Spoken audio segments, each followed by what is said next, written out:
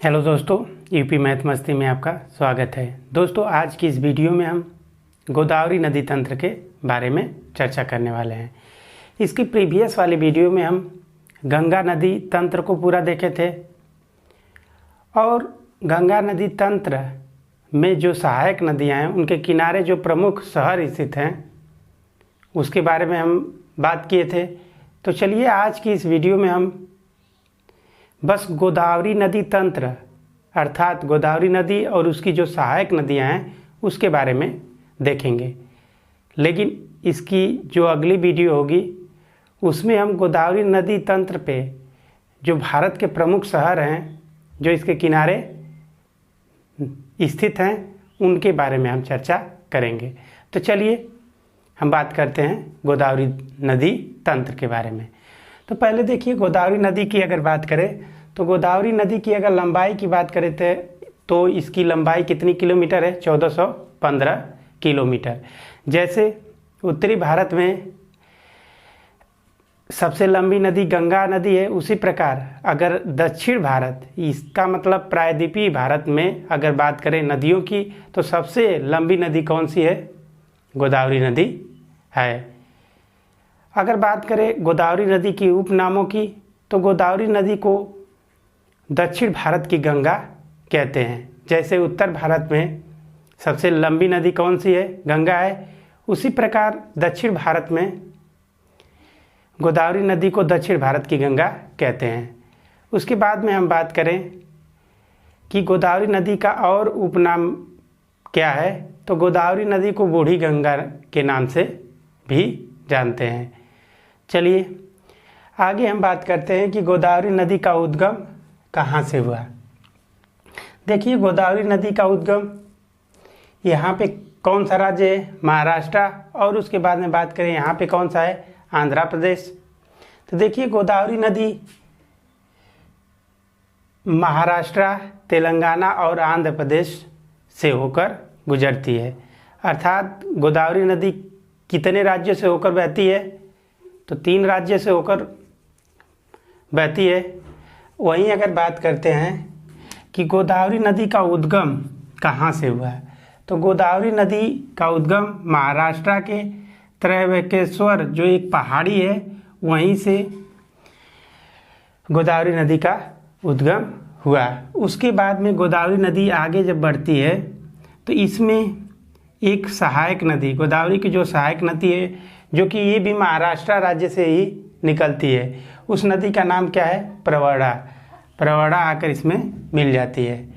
उसके आगे जब बढ़ेंगे महाराष्ट्र राज्य में तो इसमें 2 नदियां हैं जो कि देखिए, गोदावरी की पहली सहायक नदी कौन हुई? प्रवरा। उसके आगे जब गोदावरी नदी बढ़ती है तो इसमें 2 नदी जो कि दुधुना और पूर्णा किस राज्य से होकर आती हैं? महाराष्ट्र राज्य से होकर आती हैं। तो ये आकर गोदावरी में मिल जाती है। तो देखिए, पहली गोदावरी की सहायक नदी कौन हुई? प्रवरा। दूसरी कौन हुई? दुधुना और पूर्णा।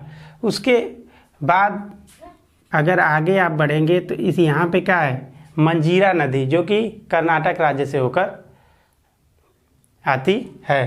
तो देखिए, मंजीरा कहाँ से निकलती है? कर्नाटक राज्य से, तो आकर गोदावरी में मिल जाती है। तो गोदावरी की कितनी सहायक नदियाँ हुई?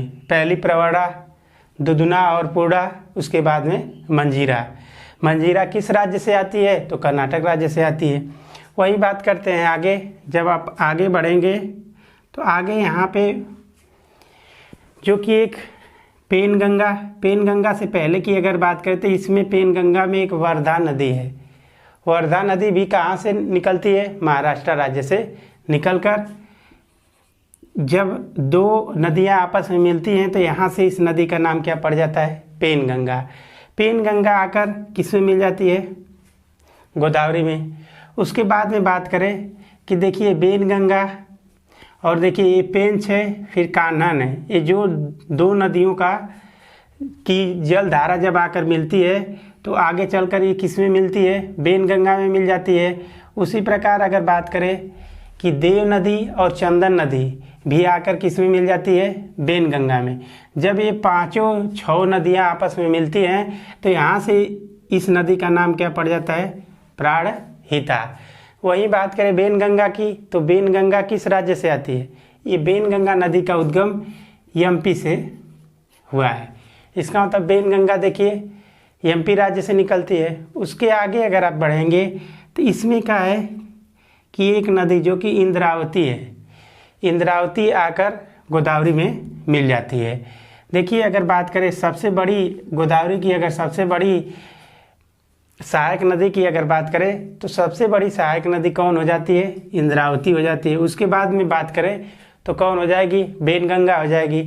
तो चलिए उसके आगे अगर आप बढ़ेंगे तो इसमें उड़ीसा राज्य से एक नदी आती है जो कि सबरी के नाम से जानी जाती है।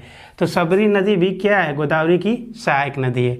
उसके बाद में आगे चलकर गोदावरी बंगाल की खाड़ी में अपनी जल को लेकर चली जाती है।